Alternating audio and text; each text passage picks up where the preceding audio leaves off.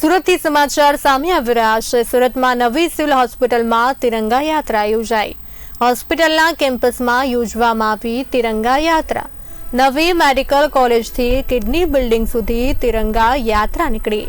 Hospital nursing staff કોલેજના વિદ્યાર્થીઓ યાત્રામાં જોડાયા। નર્સિંગની બહેનો ખાસ તિરંગાની થીમની સાડીમાં જોડાઈ। યાત્રામાં શહેર ભાજપ પ્રદેશ પ્રમુખ પરેશ પટેલ યાત્રામાં ઉપસ્થિત રહ્યા હતા। સુરતમાં તિરંગા યાત્રા ગઈકાલે સ્વતંત્રતા પર્વ છે। સૌ દર્શક મિત્રોને સ્વતંત્રતા પર્વની ખૂબ ખૂબ શુભેચ્છાઓ પાઠવું છું। દર વર્ષે તિરંગા યાત્રા સિવિલ હોસ્પિટલમાં નર્સિંગ એસોસિએશન દ્વારા કાઢવામાં આવે છે। જે શહેર ભાજપ પ્રમુખ આદરણીય પરેશભાઈ પટેલની ઉપસ્થિતિમાં વિભાગના વડાઓ આરએમઓ સહિત તબીબોની ઉપસ્થિતિમાં પ્રિન્સિપાલ નર્સિંગ સુપ્રિન્ટેન્ડન્ટની હાજરીમાં આ તિરંગા યાત્રા સંપન્ન કરવામાં આવી। નર્સિસ બહેનો સફેદ યુનિફોર્મ પર સજ્જ હોય, એ સફેદ આર્મી છે, ત્યારે આ તિરંગા યાત્રામાં રંગબેરંગી જે તિરંગા સાથેની સાડી સાથે જોડાયા।